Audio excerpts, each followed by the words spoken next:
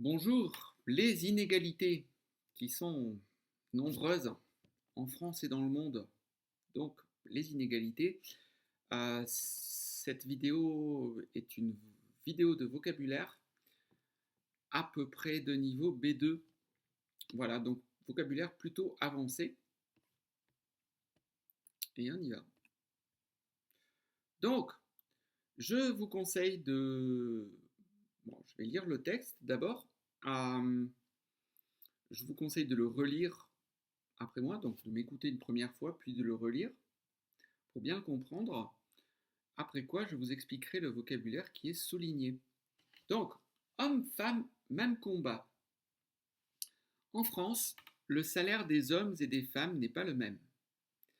L'écart salarial n'est justifié en général par rien, sinon par le fait que la femme est ce que la société, misogyne par nature, appelle le sexe faible.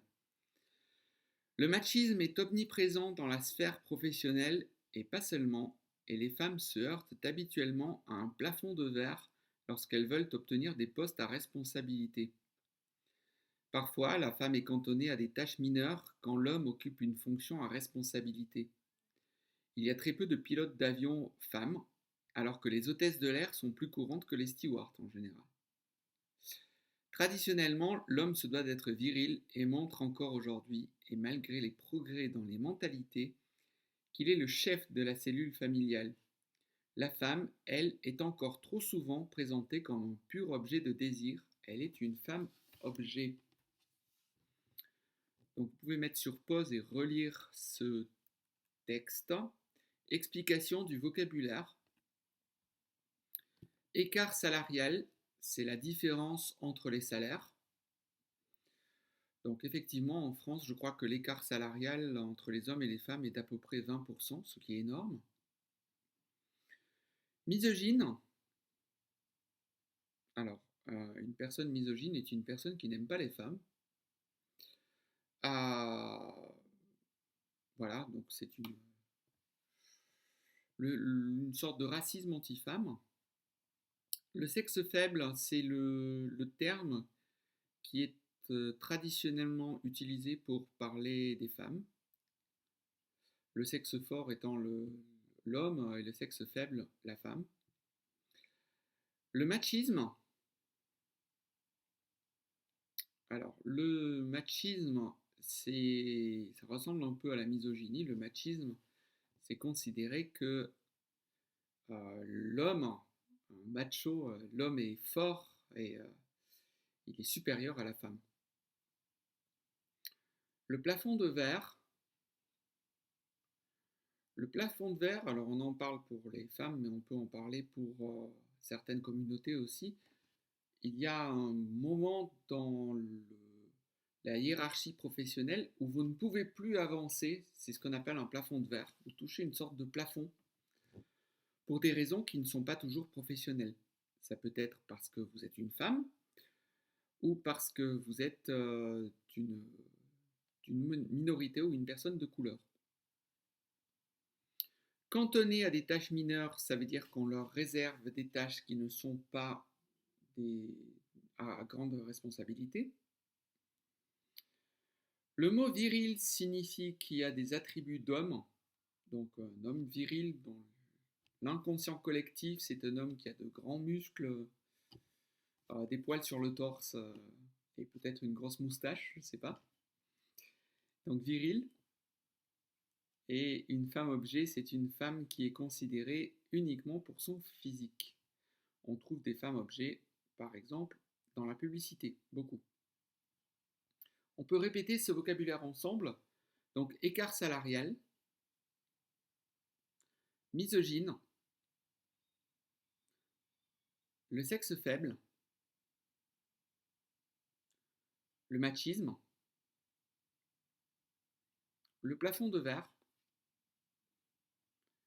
cantonné à des tâches mineures, viril, femme objet. Bien. Bon, j'espère que ça va pour le vocabulaire. Texte suivant, noir et blanc. On y va donc, texte. La ségrégation raciale existe-t-elle toujours en France? La question est complexe et mérite en tout cas d'être posée. Au départ, la colonisation et l'esclavage, le trafic d'ébène, ont totalement déshumanisé les gens de couleur avant que les Européens ne prennent conscience de leur grave erreur. Certaines statues d'hommes d'État colonialistes peuvent choquer, et c'est pourquoi elles ont été, pour certaines, vandalisées, voire déboulonnées. Aujourd'hui, cependant, de nombreuses lois protègent les citoyens contre toute manifestation de ségrégation raciale dans le monde du travail. Ainsi, le CV anonyme est aujourd'hui de mise, et un propriétaire ne peut refuser la location d'un logement au motif que le potentiel locataire serait une personne de couleur. C'est un texte un peu complexe, donc je vous conseille de mettre sur pause, de regarder ce que vous pourriez ne pas comprendre. Alors je vais expliquer les termes qui sont soulignés. Vous pouvez aussi chercher les termes que vous ne comprenez pas et qui ne sont pas soulignés par vous-même, donc peut-être dans un dictionnaire. Vocabulaire. La ségrégation raciale, c'est de considérer une séparation entre les races. Donc, par exemple, certaines couleurs sont mieux considérées que d'autres et sont privilégiées par rapport à d'autres. C'est ce que l'on appelle la ségrégation raciale. La colonisation, ça a été le processus qui a consisté pour les Européens à aller dans différentes parties du monde et transformer ces cultures en culture européenne et surtout prendre les richesses qui étaient dans ces pays.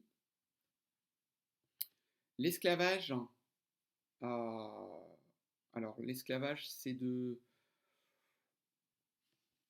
asservir une personne au point qu'elle fait absolument tout ce que l'on veut. On a appelé très longtemps l'esclavage le trafic de personnes de couleur et en particulier de personnes noires. On a appelé cela le trafic d'ébène ou le commerce d'ébène en France, l'ébène est en bois noir. Alors pourquoi le commerce d'ébène? Parce que c'était plus joli et plus métonymique que de dire que l'on trafiquait, qu'on faisait du trafic d'êtres humains. Et le CV anonyme est un principe selon lequel vous pouvez envoyer votre CV sans photo et sans nom. Vous avez le droit de le faire. Le CV anonyme est entré dans la norme en France. Donc ensemble, la ségrégation raciale, la colonisation, l'esclavage, le trafic d'ébène, le CV anonyme. Texte numéro 3. Les migrants. Souvent, un migrant a tout perdu dans son pays et c'est pourquoi il tente le tout pour rejoindre un havre de paix. Souvent victimes de passeurs avides, les migrants doivent passer de multiples obstacles avant de toucher une terre d'accueil. Certains pays, cependant, font preuve d'une grande fermeté et n'accordent que très difficilement le droit d'asile à ces populations. Pour certains, c'est reconduite à la frontière, expulsion du territoire, quand d'autres sont placés en centre de rétention. Les plus chanceux obtiendront un titre de séjour qui leur permettra peut-être de débuter une nouvelle vie loin des bombes.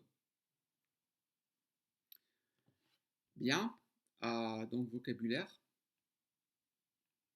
Alors, juste une chose, le droit d'asile est le droit que l'on donne à une personne d'habiter dans un pays. Ça peut être pour des raisons politiques, ce qu'on appelle un réfugié politique. Entre autres, c'est assez souvent politique d'ailleurs. Vocabulaire. Un migrant, un immigré.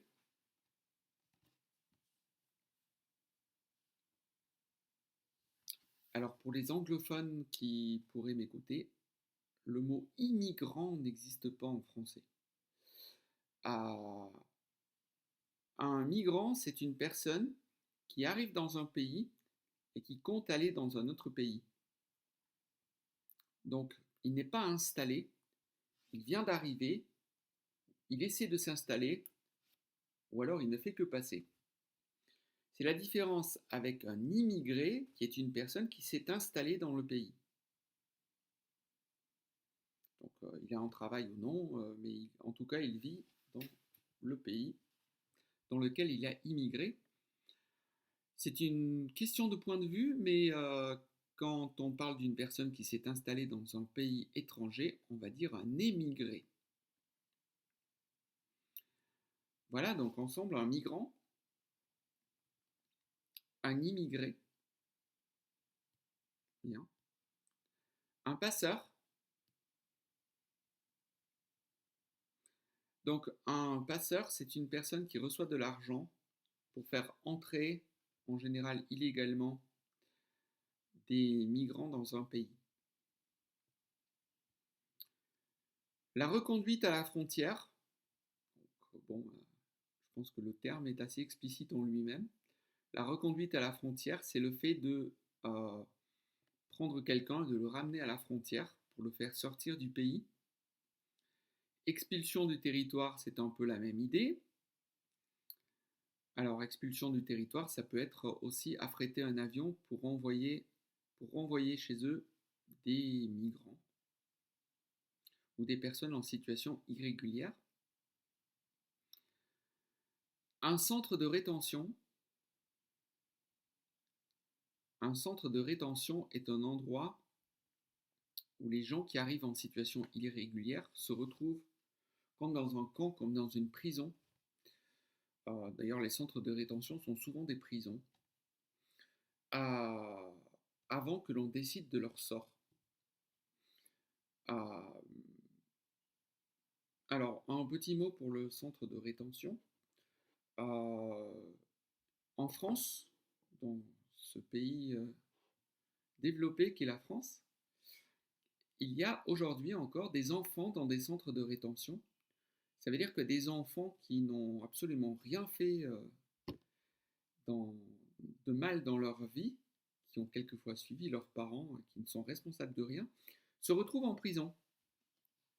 Voilà, donc je pense qu'il y a une question très sérieuse que l'on devrait se poser sur les centres de rétention en France et ailleurs. Un enfant ne devrait pas se retrouver en prison pour rien. Ah, c'était un petit coup de gueule personnel. Et un titre de séjour.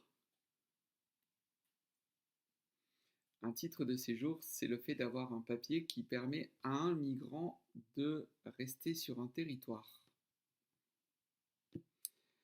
Bien, donc j'espère que ce vocabulaire est compris et on passe à la pratique. Donc, je vous ai expliqué plusieurs mots dans cette vidéo. Mettez sur pause et essayez de retrouver la définition des mots suivants. Si c'est difficile, je vous conseille de regarder encore une fois la partie explicative. Production, donc des thèmes à discuter. Là encore, je vous conseille de mettre sur pause, de parler avec quelqu'un si vous avez la possibilité de discuter de ces questions avec quelqu'un en français dans votre entourage, c'est le mieux. Ça vous permet vraiment de pratiquer ce thème. Si vous êtes tout seul ou toute seule, pas de risque, vous pouvez, pas de risque de toute façon, mais pas de problème, pas de souci. Vous pouvez écrire les réponses ou alors peut-être imaginer dans votre tête une argumentation à propos de ces sujets. Alors, je pense que cette vidéo sera particulièrement utile si vous passez le DELF B2 ou le DALF C1.